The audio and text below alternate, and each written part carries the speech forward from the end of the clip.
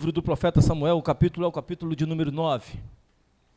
O texto bastante conhecido, bastante visitado, virou canção. Um texto que está na boca até dos ímpios. Mas eu queria que você abrisse aí a sua Bíblia.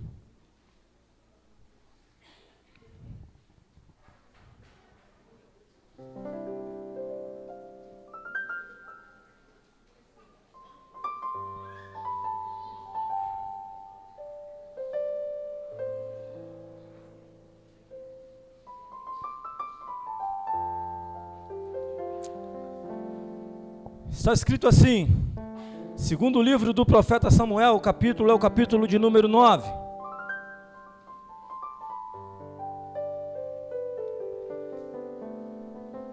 A bondade de Davi para com o filho de Jonatas.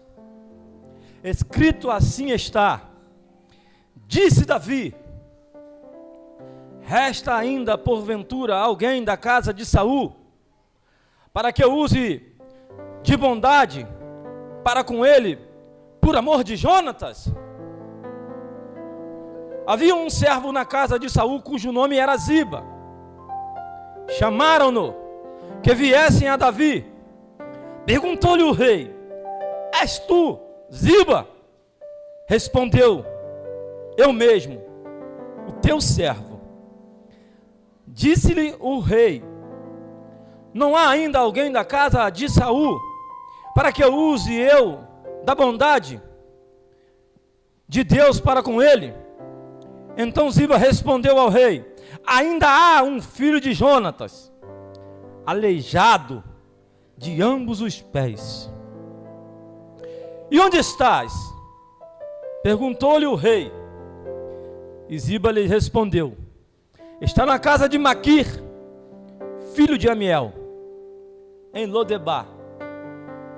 Então mandou o rei Davi trazê-lo de Lodebar, da casa de Maquir, filho de Amiel. Vindo Mefibosete, filho de Jonatas, filho de Saul, a Davi, inclinou-se, prostrando o rosto em terra. Disse-lhes Davi: Mefibosete. Ele disse: eis aqui teu servo. Então lhe disse Davi: não temas, porque usarei de bondade para contigo, por amor de Jonatas, teu pai, e te restituirei todas as terras de Saul, teu pai, e tu comerás pão sempre à minha mesa. E então se inclinou e disse: quem é teu servo, para teres olhado para um cão morto, tal como eu? Chamou Davi a Ziba, servo de Saul, e disse-lhe: tudo o que pertencia a Saul e toda a casa dei ao filho do teu senhor. Trabalhais, pois, a terra, tu, os teus filhos, os teus servos, e recolherás os frutos para a casa do teu senhor. Tenha pão que coma. Porém, Mefibosete, filho de teu senhor, comerá pão sempre à minha mesa. Tia Ziba, 15 filhos e 20 servos.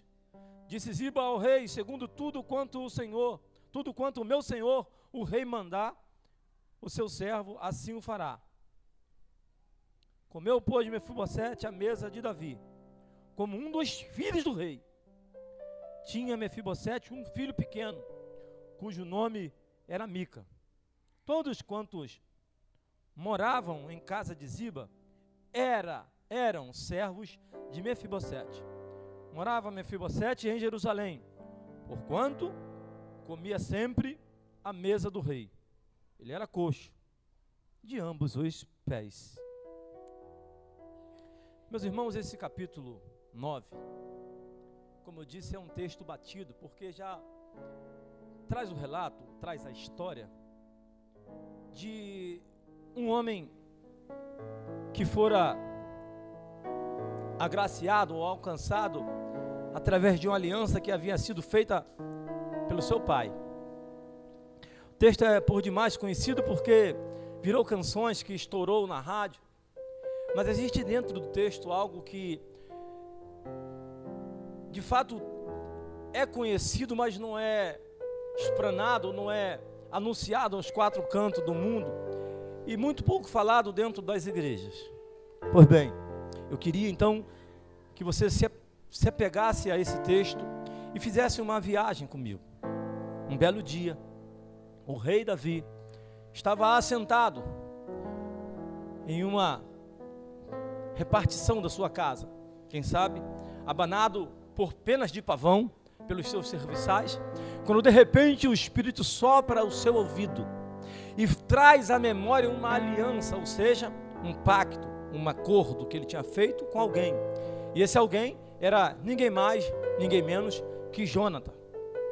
Jônatan, se você não sabe, era o primogênito do Davi, sucessor do trono, príncipe, linhagem real, sangue azul, mas que de fato tinha uma amizade, um carinho, um amor tão grande por Davi, que não tinha com os seus irmãos. Eu abro aqui um parêntese para dizer isso. Tem pessoas que são mais chegadas do que irmãos para nós. Existem amigos que são mais chegados que irmãos. E essa amizade, é esse irmão que Jônatan conquistou. Davi tinha os seus 6 irmãos, e nenhum dos 6 irmãos tinha carinho, amor, apreço como Jônatan tinha. Eliabe, muito pelo contrário, queria ver pelas costas. Aminadab, a mesma coisa. Samá também, Simeia. Todos eles não queriam ver Davi por perto, mas Jônatan não. Jônatan queria por perto e fez um pacto, fez uma aliança. E agora Davi então reinando, unificou o reinado. Davi agora não reina só em Hebrom, Davi reina também em Jerusalém. Davi conseguiu unificar o reinado de Jerusalém e agora ele está dominando tudo. Mas alguma coisa chegou até o seu entendimento, até o seu coração, e fez com que ele lembrasse de uma promessa, de um pacto.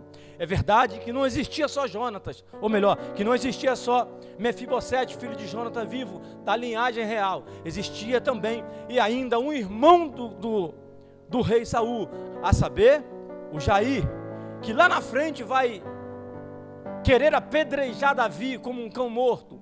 E Davi vai ouvir as agressões, as ofensas, num episódio que Davi está fugindo de Absalão. Você se lembra? Esse rapaz que se apresenta e faz algumas acusações a Davi é ninguém mais, ninguém menos que um dos irmãos de Saul, o rei. Portanto, existiam ainda alguns parentes de Saul, mas o que Davi tinha feito aliança com Jônatan, não. Era Mefibosete. E aí então um dia ele faz essa pergunta: será que existe alguém ainda da casa de Saul? Para que eu use de misericórdia, para que eu use de bondade com ele? E aí então fizeram saber que na casa dele tinha um homem chamado Ziba. Dentro da casa, dentro do palácio, Ziba estava alojado, trabalhando como um dos serviçais. Quando Davi o chama, ele se apresenta e diz: és tu, Ziba? E ele diz: é o teu servo. Quem disse que era servo foi Ziba, não foi Davi. Ele se apresentou como servo. E aí ele faz a pergunta: Ziba, acaso tem algum parente da linhagem de Saul para que eu possa usar com ele de bondade, de benevolência, por amor a ele? E Ziba diz: tem sim. Esse é o versículo de número 3. Mefibosete, filho de Jonatas, mas ele é aleijado, concho. A partir de 1981, esse termo aleijado foi retirado das escrituras, exatamente porque soava como uma ofensa, como uma agressão. E então, a partir de 1981, passou a sair como coxo.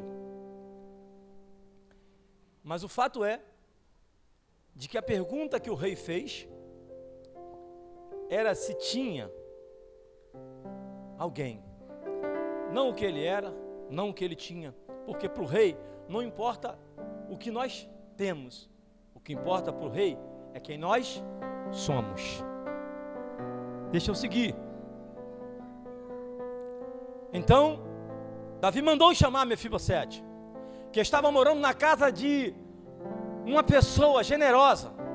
E quando eu olho para esse homem, Maquir, que abriu a sua casa, abriu as portas da sua residência para receber alguém que não tinha valor, rejeitado pela sociedade, que não poderia retribuir com nenhum serviço, que não cooperava com nada, muito pelo contrário, era um peso morto dentro dessa casa. Eu olho para esse homem e fico pensando: que amor é esse, Isaac?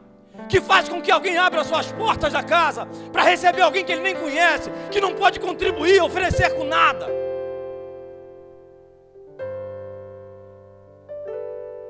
E aí então Davi manda preparar uma comitiva. Agora Wagner, essa comitiva vai sair de Jerusalém em direção a Lodebar. Pensa, comitiva real, meu irmão. Não é um cavalo banguela com dificuldade de andar, não. Não é um jumentinho capengando, não, que alguém tem que bater e forçar e se empacar não anda mais. É a comitiva do rei. Éguas egípcias de sangue quentes. E não uma, não duas, são 8. A carruagem real. Pensa, hoje, em Mauá, cantinho da vovó, a comitiva do excelentíssimo presidente da República, a saber, Luiz Inácio Lula da Silva, vem buscar alguém lá. Quando a comitiva entrar lá, na entrada de Mauá, meu irmão, estoura aqui dentro. O Lula chegou, é a comitiva real, está entrando em Mauá, vai lá no cantinho da vovó, vai fazer o que lá? Pegar Mefibosete, que não serve para nada, um inútil, um encostado, um ninguém, assombrou as margens da sociedade. Pois bem, é isso que aconteceu. De repente em Lodebar, um alvoroço. O que está acontecendo? A comitiva real está chegando. A poeira levantou. Ouço os relinchados cavalos, o trote, o galope. E vem aí, é o rei, é Davi. De repente desce da comitiva alguém responsável e procura saber onde morava Maqui. Alguém pensa, caramba, Maqui está com moral, porque está vindo na casa dele a comitiva do rei. De repente, quando a comitiva chega na casa de Maquir, que bate, Maquir atende, se prostra, não sabe quem vai descer da comitiva. De repente desce alguém e fala assim: olha, eu vim aqui buscar Mefibosete.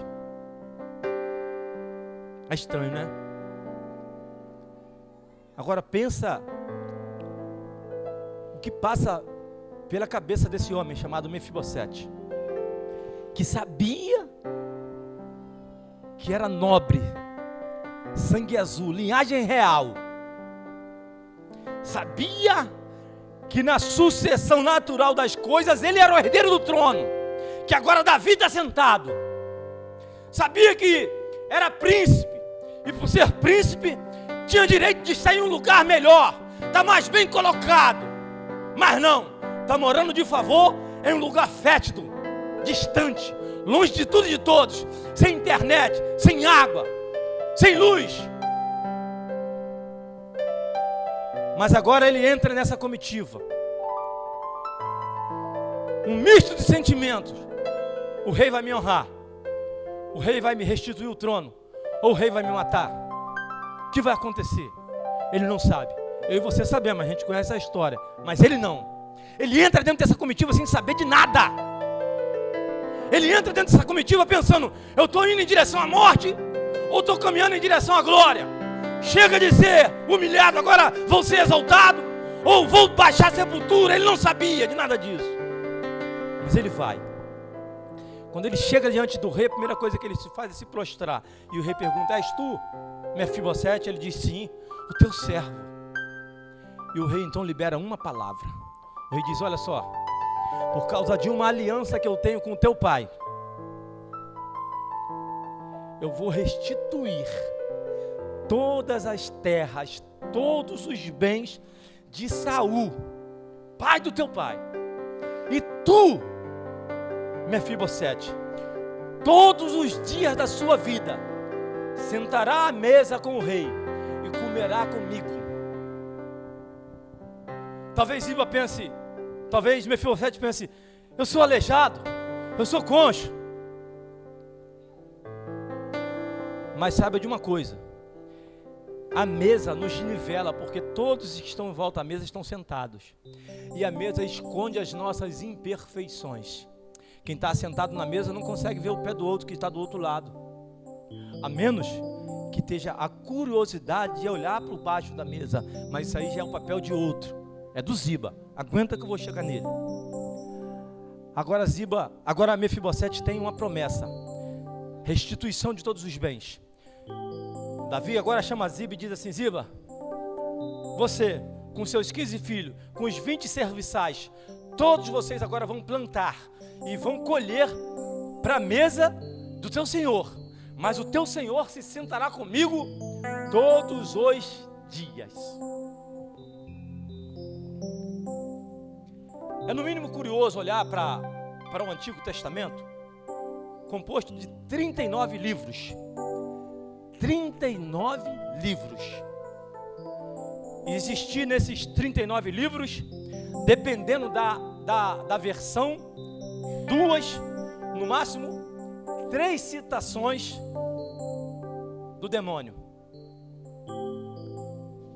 É no mínimo curioso você olhar para esse compêndio de livros e fazer essa pergunta: em 39 livros, só 3 vezes? Só 3 citações do demônio? Ou o demônio não existia, ou ninguém quis falar no assunto.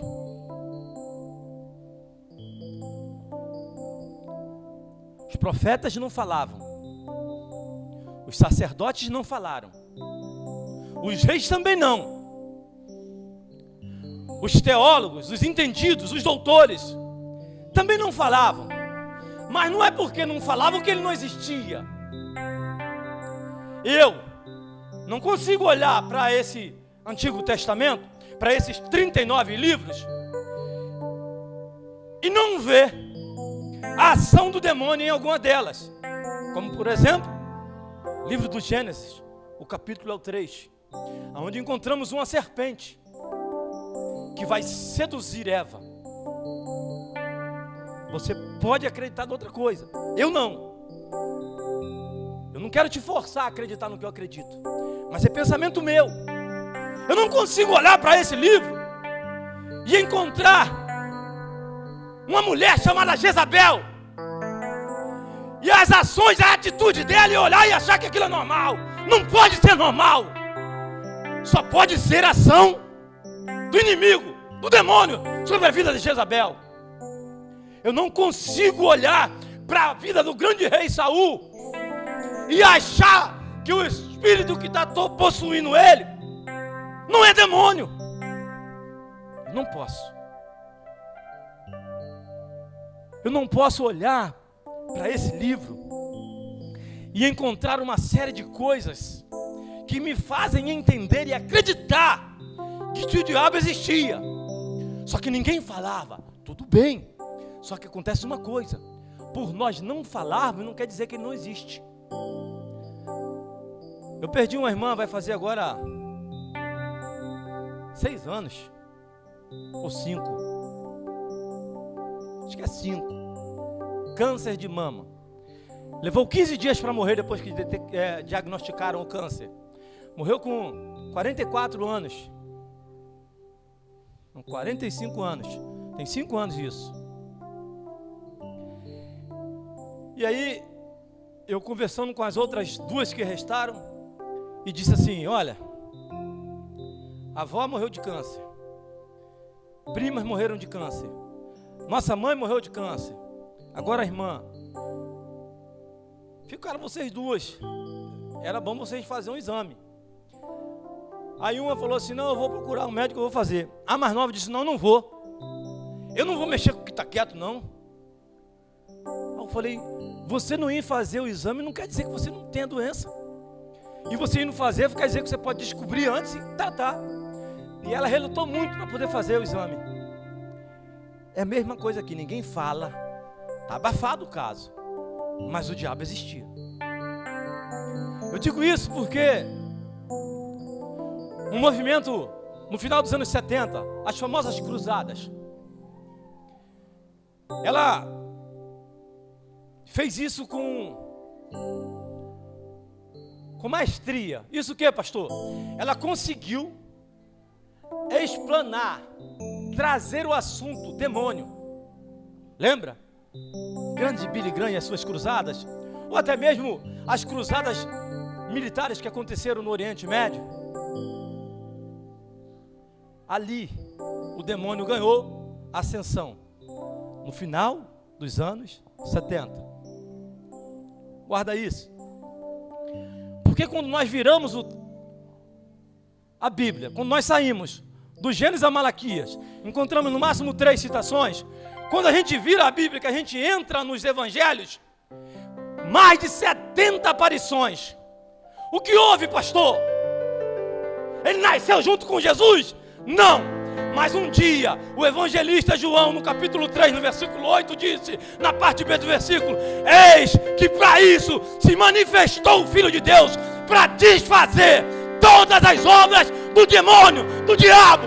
Bem, era endemoniado se rasgando na pedra, era endemoniado caindo no fogo, era endemoniado se jogando na água, era endemoniado curvando mulheres, era endemoniado para todos os lados. E aí isso me faz entender uma coisa: a grande cruzada que o evangelista Billy Graham levantou nos anos 70, que trazia uma forma corpórea do inimigo de nossas almas, como alguém que babava, como alguém que se jogava no chão, como alguém descabelada, ela não era a única forma do inimigo se manifestar. Existem outras formas dele se manifestar. Existem outras maneiras dele trabalhar. Vai chegar aonde, pastor? Vamos voltar no Saul? Rei e profeta. Saul não babava. Saul não caía no chão. Saul profetizava.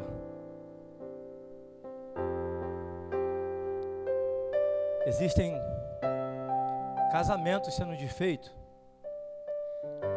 Existem enfermidades acontecendo, ou melhor, sendo diagnosticada como sendo enfermidade e que na realidade não é. Por que, pastor, você está dizendo isso? Porque virou os anos 80, surge uma igreja ganhando força. Essa igreja então começa a explanar a figura do inimigo, e essa figura agora não mais está nas rádios, ganha a televisão, a saber, a Universal do Reino de Deus. Fez isso com maestria. E em todos os lugares você passava, você encontrava um jornal, e na maioria das vezes na manchete do jornal tinha a expressão lá de uma figura, de um ser religioso e uma outra pessoa endemoniada. Anos 80, anos 90, saiu da rádio, ou melhor, anos 80, saiu da rádio, ganhou a televisão e ganhou o mundo. Começo desse século, ainda se falava nisso. Hoje, não se fala mais. Hoje, para o comodismo da igreja, é melhor a gente acreditar que é doença. É melhor a gente acreditar que é enfermidade, porque senão vai requerer de nós campanha de oração e de jejum. Vai requerer de nós uma série de coisas, e é melhor a gente dizer assim: não, o médico estudou para isso. Se ele está falando que isso não é depressão, não sou eu que vou falar que é demônio, né? E aí a igreja hoje vive essa calmaria, vamos dizer assim. Não existe mais esses movimentos. A gente não vê mais isso. Infelizmente, as pessoas saem de um consultório médico e preferem se apegar àquilo que está escrito numa receita e vão tratar e vai tomar medicamento a vida toda. Em alguns casos, não vão ficar curados.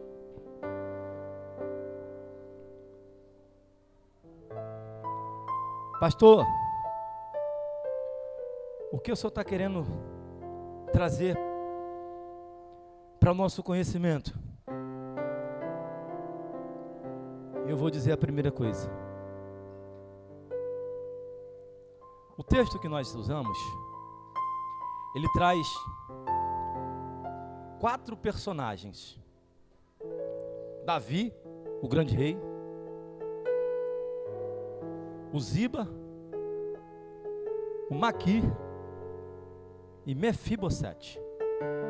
4 personagens. Eu queria então que você entendesse que o primeiro personagem a saber, Davi, é o rei.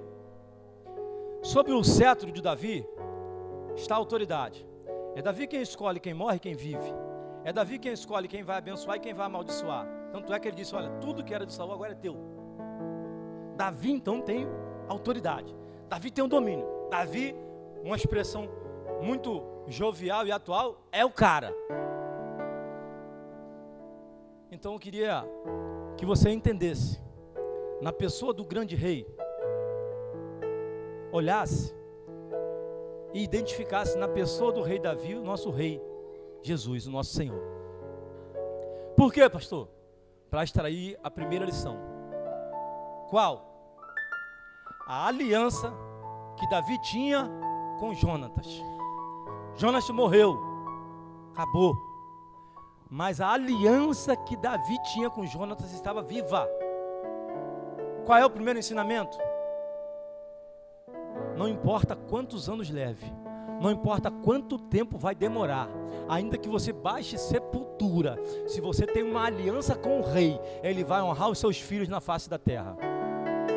Não, você não entendeu, eu vou repetir. Não importa quantos anos leve, não importa quanto tempo demore, se você tem uma aliança com o rei, ele vai honrar os seus filhos na face da terra. Eu venho te desafiar nessa noite a fazer uma aliança com esse rei, para que ele preserve a sua linhagem e a sua descendência. Eu quero te desafiar a fazer uma aliança com esse rei, para que ele faça com que os seus filhos se assentem nos melhores lugares dessa terra. Pastor, a base bíblica qual é essa? Davi disse, olha, eu tenho uma aliança com o teu pai, e a aliança que eu tenho com o teu pai vai fazer eu restituir tudo que era do teu avô, vai vir para as tuas mãos, e você vai se assentar na mesa comigo. Eu libero uma palavra essa noite para você que é pai, para você que é mãe. Não importa quanto tempo vai durar, mas o que importa é que a tua aliança preservará a tua descendência na face dessa terra. E você diz glória a Deus. Segunda lição: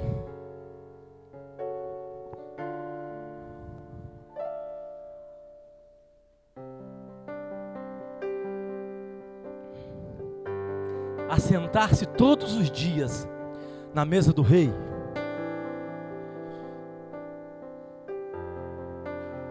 Mefibosete está morando em Jerusalém. Ele cuidava do seu filho. E em certa idade de Mefibosete, estudiosos dizem que o menino, a gente sabe que tinha em torno de 5 anos, mas estudiosos dizem que ele estava entre 30 e 35 anos, no máximo 40 anos de idade. Ou seja, Davi já estava com o reino unificado e totalmente estabelecido. Mas nós sabemos que Davi reinou 40 anos. Então, Mefibosete é fato, ele tinha menos de 30. Eu penso. Mas aí é outra história. O que eu quero dizer é de que ele tinha a vida dele secular, mas de manhã ou à tarde, nas refeições, ele estava onde? Na mesa do rei.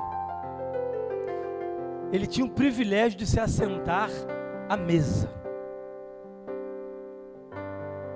Só que o segundo personagem dessa história é Ziba. E aí lembra da introdução?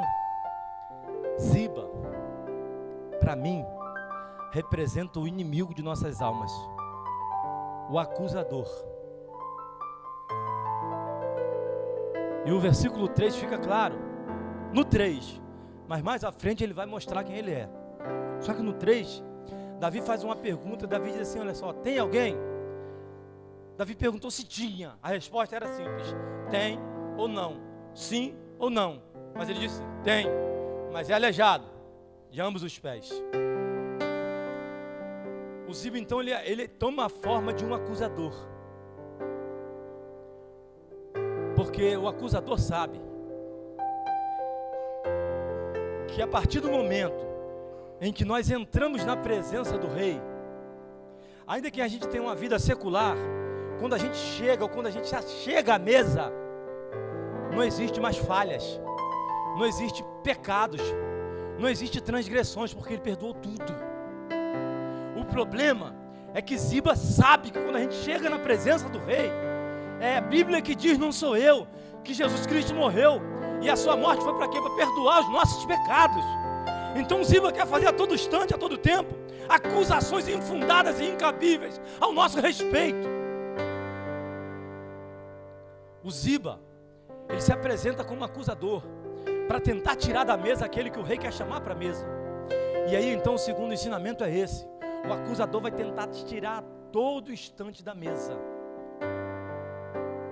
Todo tempo ele quer te tirar dessa mesa, essa aqui. Quer te fazer andar para longe disso, dessa mesa, da mesa da comunhão. Porque quando a gente chega nessa mesa, todos os nossos pecados foram perdoados. A gente se assenta em volta dessa mesa, porque o Rei nos convidou para assentar nela. Então eu quero te dar uma lição nessa noite. Não importa o que o acusador faça a seu respeito, não importa o que o acusador fale ao seu respeito, não importa as calúnias que ele levante ao seu respeito. Se o Rei disse que você vai se assentar à mesa, se assente à mesa todos os dias, mas não saia da mesa.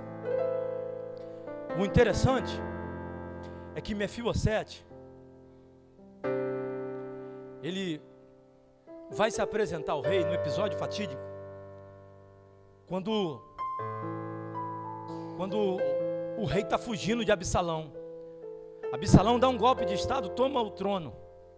O rei não quer ficar, enfrentar e derramar sangue inocente, e muito menos matar o seu filho. O rei resolve fugir.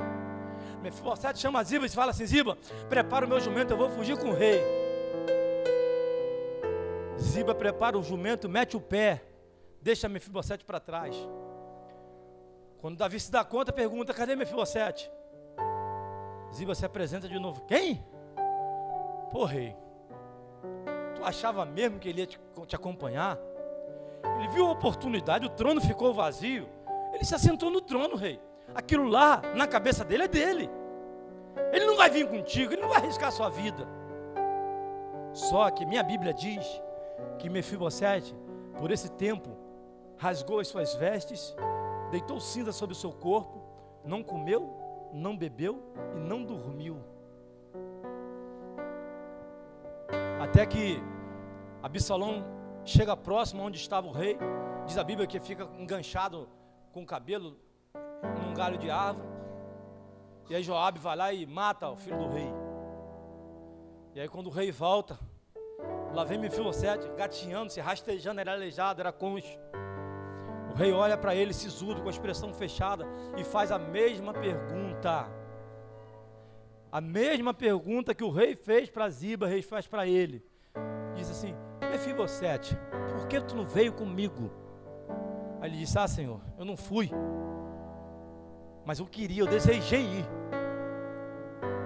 Só que eu falei com o Ziba: Ziba, prepara o meu jumento, para que eu possa ir atrás do rei. E Ziba me enganou.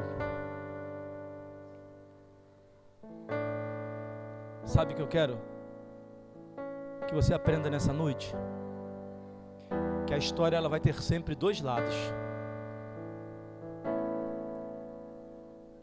duas versões. Se nós dermos ouvidos a uma única versão, nós corremos o risco de execrar pessoas, de sacrificar pessoas, porque não ouvimos a outra versão da história. O rei está dando a oportunidade a você nessa noite de contar a sua versão da história para ele. Que já falaram a seu respeito, que já falaram ao meu respeito para o rei. É para nós nos afastarmos da mesa. Mas o rei nessa noite está te dando mais uma oportunidade de você contar a sua versão para ele. E você dizer: olha, rei, eu queria se sentar na mesa, mas eu pequei. Eu fui levado a pecar porque falaram, fizeram e eu agi assim.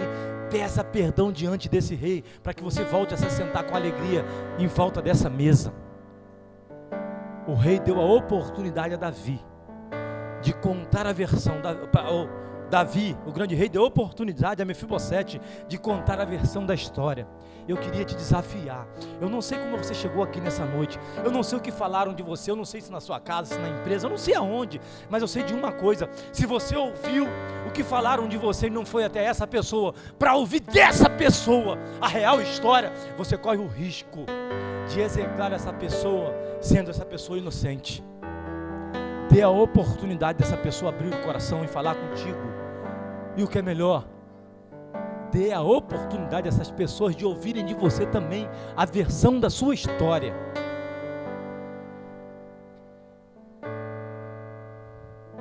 E aí, o Maqui, ele é fora da curva. O Maqui é fora da curva porque o Maqui, ele abriu a casa dele para botar um moribundo dentro da casa. O Maqui abriu a casa dele para trazer para o convívio, o relacionamento familiar, uma pessoa que não poderia contribuir com nada, não iria acrescentar em nada, a não ser despesa na casa. E aí eu olho para esse personagem e vejo que esse é o papel da igreja, é o nosso papel,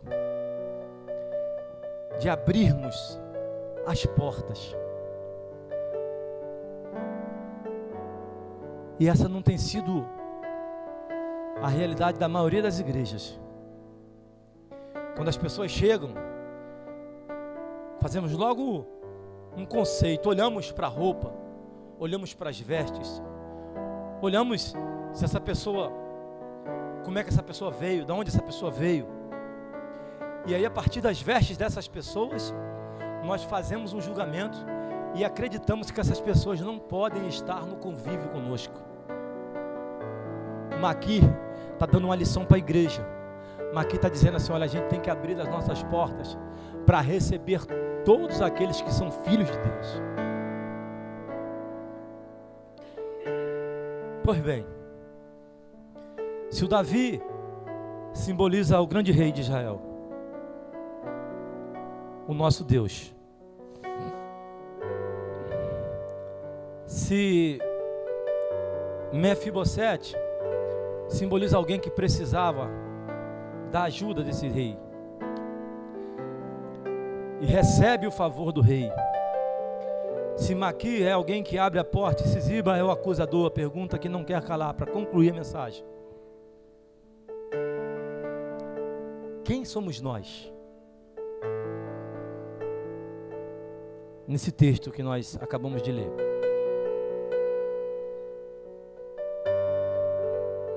Qual papel nós estamos desenvolvendo nessa terra? O que nós estamos deixando de legado? Eu queria dizer, eu sou Mefibosete, um aleijado, que se não fosse a graça eu não poderia andar para lugar nenhum. Mefibosete, que não tinha direito à herança, mas ele me chamou. Mefibosete, jogado num canto qualquer, na casa de alguém que misericordiosamente abriu a porta para mim. Eu me identifico como Mefibosete. E queria que você se identificasse como Mefibosete também. Para quê, pastor? Para que nada te afaste dessa mesa. Ninguém tem o poder de te afastar dessa mesa. Essa mesa não vê imperfeições. Essa mesa não vê defeitos. Essa mesa preza por uma única coisa: comunhão, união, relacionamento. Eu venho te dizer nessa noite uma coisa: se você se lê, se vê, se apresenta como Mefibosete, tem um lugar para você nessa mesa, e ninguém pode te tirar de lá. Ainda que o acusador se levante, ainda que a adversidade venha, ainda que você esteja sendo massacrado, se mantenha firme, porque o seu lugar na mesa está reservado, não só hoje, mas todos os dias. Eu queria te convidar a se assentar na mesa.